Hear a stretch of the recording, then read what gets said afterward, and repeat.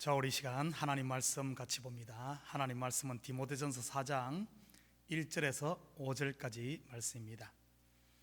그러나 성령이 밝히 말씀하시기를 후일에 어떤 사람들이 믿음에서 떠나 미혹하는 영과 귀신의 가르침을 따르리라 하셨으니 자기 양심이 화인을 맞아서 외식함으로 거짓말하는 자들이라. 혼인을 금하고 어떤 음식물은 먹지 말라고 할 터이나 음식물은 하나님이 지으신 바니 믿은 자들과 진리를 아는 자들이 감사함으로 받을 것이니라. 하나님께서 지으신 모든 것이 선함에 감사함으로 받으면 버릴 것이 없나니 하나님의 말씀과 기도로 거룩하여 짐이라. 아멘. 자, 우리는 어제 아침에 성도의 참된 경건에 대해 살펴보았습니다. 우리는 대부분 경건하면 도덕적으로 깨끗하고 매사에 조심성 있게 말과 행동을 하며 자비를 베푸는 것으로 이해를 합니다. 이것도 틀린 것은 아닙니다만 더 성경적으로 말한다면 속에 하나님의 말씀을 담고 사는 삶이라고 할 수 있습니다. 말씀 되시는 예수님이 왕으로 계신 삶이지요. 그래서 경건은 성도됨의 표식입니다. 말씀 중심의 삶, 이는 또한 교회의 본질이고요. 코로나 바이러스 19로 우리는 지금 인생의 한 광야를 지나고 있습니다. 그런데 감사한 것은 우리 성도들이 광야에서 불평과 원망 대신 하나님의 말씀에 귀를 기울이고 있다는 사실입니다.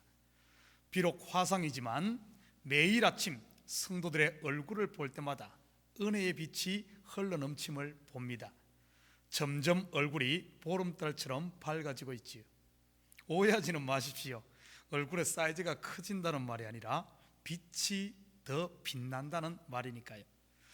사도 바울은 3장에서 교회 일꾼에 대해 그리고 교회 본질을 이야기한 다음 이어서 성도가 경계해야 할 일에 대해 이야기하고 있습니다.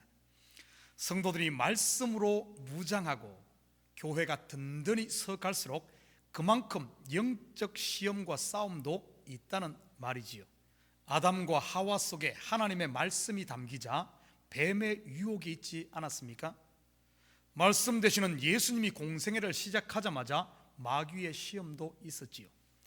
오순절 성령 강림으로 제자들 속에 말씀이 채워지고 교회가 든든히 서가자 예루살렘 교회의 핍박이 시작되었습니다. 호사다마란 말이 있지 않습니까? 좋은 일이 있는 곳에 마가 역사한다는 말요. 오늘 본문을 통해 저와 여러분이 어떻게 이 싸움을 준비해야 할지 한번 살펴보도록 하겠습니다. 1절, 2절 같이 봅니다. 그러나 성령이 밝히 말씀하시기를 후일에 어떤 사람들이 믿음에서 떠나 미혹하는 영과 귀신의 가르침을 따르리라 하셨으니 자기 양심이 화인을 맞아서 외식함으로 거짓말하는 자들이라. 성령이 밝히 말씀하시기를, 이 말은 반드시 이런 일이 있음을 이야기합니다. 사도행전 20장 29절부터 32절 말씀입니다. 내가 떠난 후에 사나운 이리가 여러분에게 들어와서 그 양떼를 아끼지 아니하며 또한 여러분 중에서도 제자들을 끌어 자기를 따르게 하려고 어그러진 말을 하는 사람들이 일어날 줄을 내가 아노라. 그러므로 여러분이 일깨어 내가 3년이나 밤낮 쉬지 않고 눈물로 각 사람을 훈계하던 것을 기억하라. 지금 내가 여러분을 주와 및 그 은혜의 말씀에 부탁하노니 그 말씀이 여러분을 능히 든든히 세우사 거룩하게 하심을 입은 모든 자 가운데 기업이 있게 하시리라.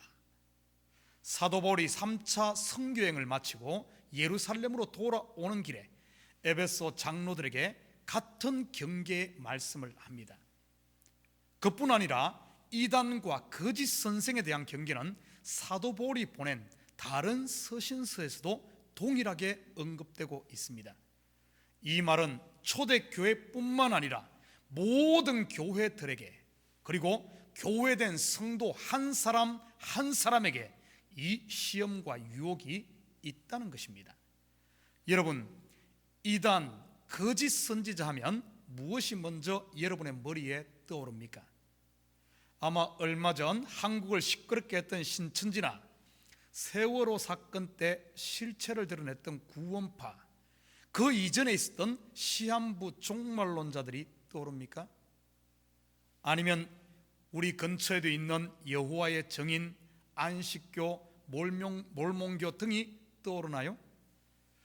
여러분 중에 그런 교회 다니는 친구나 친지들이 있는 사람은 더욱 심각하고 현실적으로 다가올 겁니다. 그렇지 않은 분들은 혹시 나와는 상관없는 일로 여기지는 않습니까? 그런데 우리가 알아야 할 것은 외부에 있는 적보다 내부에 있는 적이 더 무섭다는 사실입니다. 30절을 다시 보십시다. 또한 여러분 중에서도 제자들을 끌어 자기를 따르게 하려고 어그러진 말을 하는 사람들이 일어날 줄을 내가 아노니. 자기를 따르게 하려고 곧 자기의 주장이나 뜻을 펴기 위해 당을 짓는 것을 말하지요. 이런 무리들의 특징은 이런 일을 선동하는 사람도 중심이 자기입니다. 마찬가지로 여기에 이끌리는 사람도 중심을 들여다보면 전부 자기입니다. 우리말에 동상이몽이라는 말이 있죠. 같은 자리에 자면서도 다른 꿈을 꾼다는 말이지요. 이들이 꼭 이와 같습니다.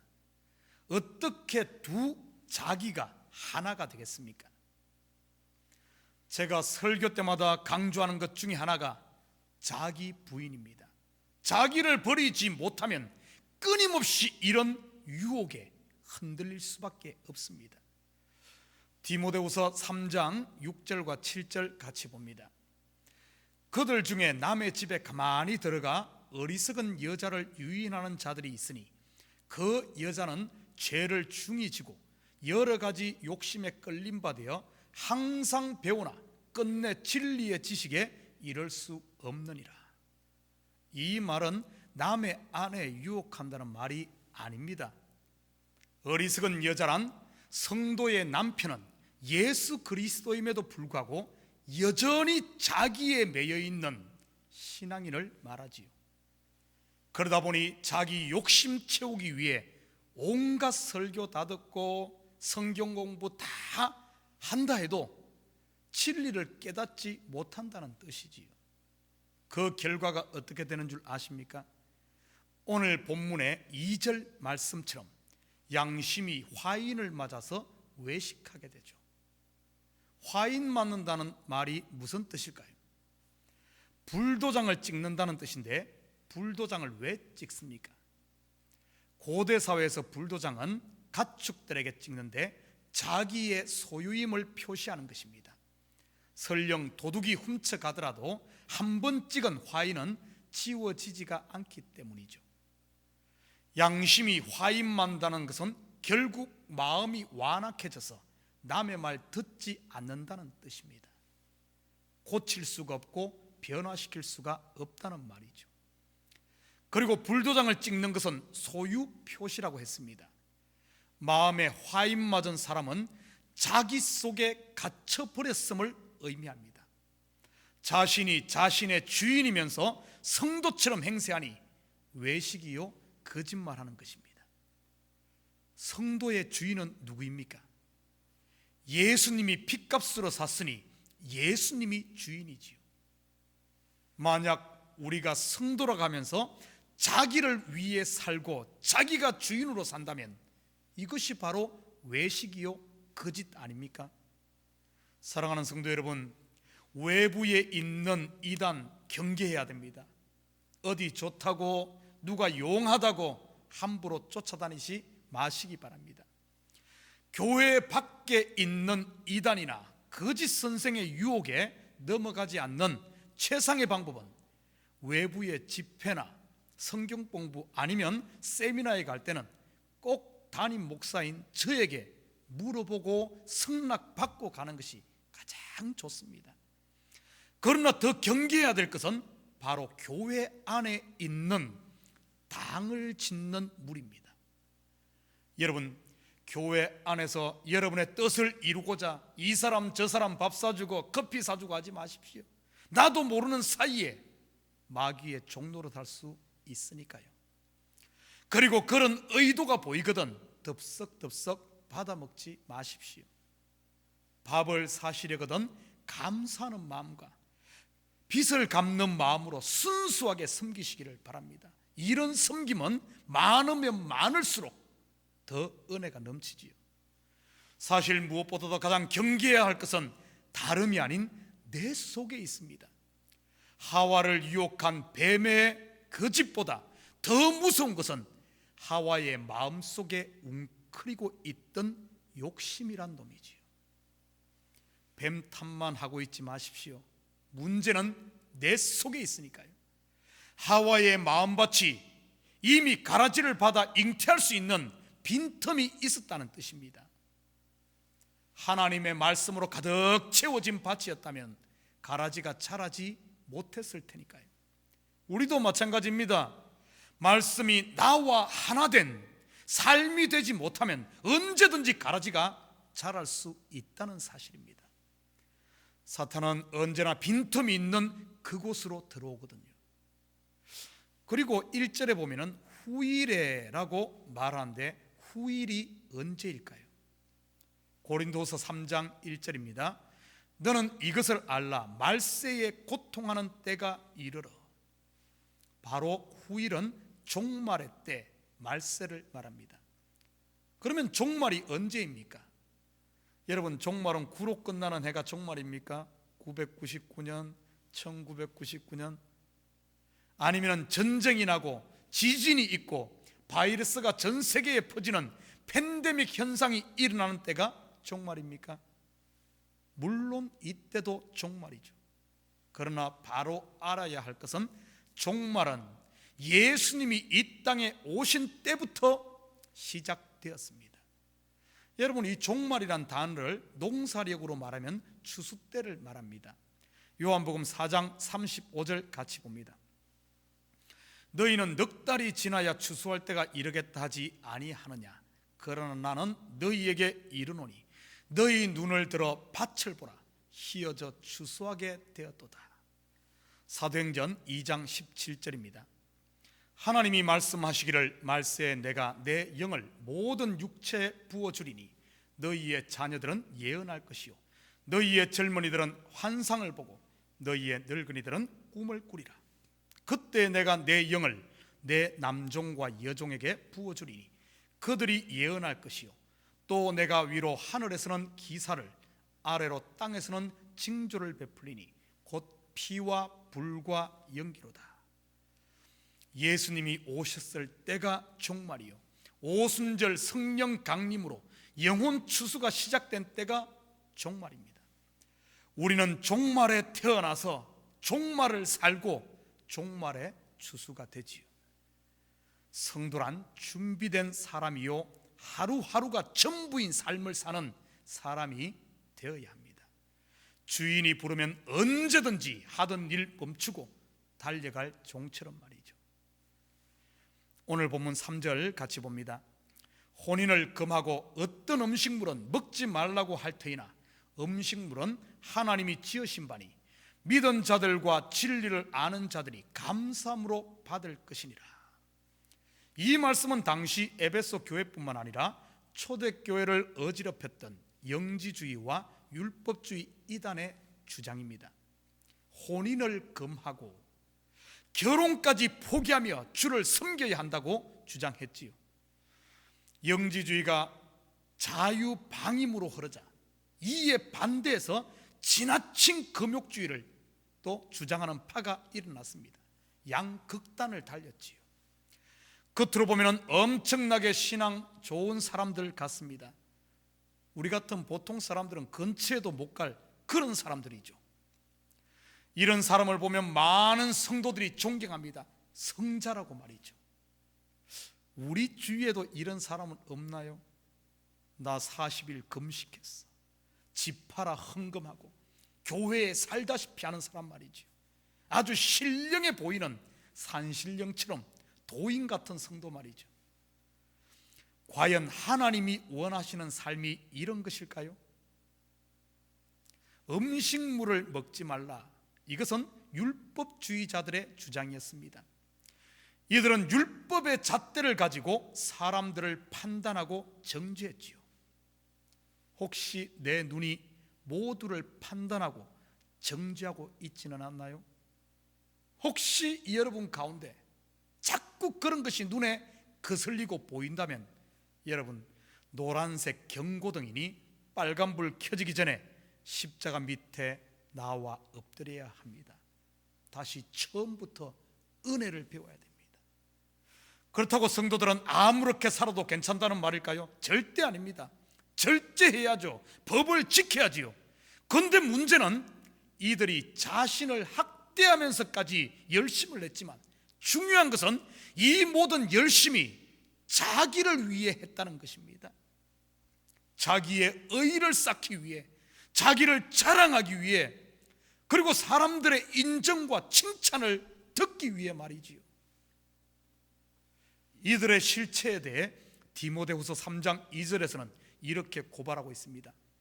사람들이 자기를 사랑하며 돈을 사랑하며 자랑하며 교만하며 비방하며 부모를 거역하며 감사하지 않으며 거룩하지 아니하며. 그렇다면 이러한 거짓 가르침과 이단 사상에 미혹되지 않는 바른 신앙은 무엇일까요? 오늘 본문 4절 5절 같이 봅니다. 하나님께서 지으신 모든 것이 선하매 감사함으로 받으면 버릴 것이 없나니 하나님의 말씀과 기도로 거룩하여짐이라. 바로 하나님의 은혜에 감사하고 기도로 하나님의 뜻을 묻고 말씀 앞에 순종하며 매일 우리에게 주어진 시간과 생명과 에너지를, 그리고 여러분의 가정, 삶의 현장, 그리고 교회 공동체 가운데서 그리스도인으로 사는 것입니다. 그리스도인, 바로 예수의 사람 아닙니까? 예수님이 사셨던 것처럼 말이죠. 가장 높으신 하나님의 아들이시면서 가장 낮은 자리에 섬기는 자로, 죄인들과 약한 자, 소외된 자들의 친구로, 그리고 입을 열어 하나님 나라를 전하며, 그리고 저와 여러분의 죄를 짊어지셨죠. 바로 십자가에서. 사랑하는 성도 여러분, 신앙은 삶입니다. 내 하고 싶은 대로 사는 삶이 아닌 바로 그분을 따르는 삶이죠. 오늘 하루도 기도와 말씀으로 여러분의 삶의 영역에서 그리스도를 따르는, 그리스도인으로 사는 복된 하루가 되시기를 주님의 이름으로 축원드립니다. 같이 기도합니다. 사랑의 아버지 하나님, 참으로 감사를 드립니다. 우리를 불살라 드릴지라도 그 속에 그리스도의 사랑, 하나님이 주신 은혜, 감사가 없다면 아버지 하나님, 무슨 소용이 있겠습니까? 나를 불살라 나를 위해 일한다면 남는 것이 무엇이 있겠습니까? 주님은 자신을 들여 나를 살려냈듯이 아버지 하나님, 이제는 우리의 삶도 나를 들여 주를 위해 사는 삶, 주의 형제를 위해 사는 삶, 가난하고 소외되고 외로운 영혼들을 주님이 섬겼듯이 작은 예수로 섬기며 사는 저희들 되게 도와주시옵소서. 온갖 유혹이 아버지 하나님 난무하고 미혹이 파헤치는 이런 시대 가운데 아버지 하나님, 우리 속에 말씀이 충만해져서 가라지들이 얼씬 못하게 하시고 허탄한 데 귀를 기울이는 것이 아니라 오직 말씀 부여잡고 그 말씀과 씨름하며 말씀 앞에 순종하는 삶을 통해 내 속에 하나님의 나라가 이루어지고 이 하나님의 나라가 나를 통해 흘러가는, 그래야 매일매일의 삶이 그리스도인의 삶, 주님의 향기가 나고 주님의 얼굴이 되는 이런 사랑하는 우리 성도들 되게 도와주시옵소서. 감사드리며 예수님의 이름으로 기도드립니다. 아멘.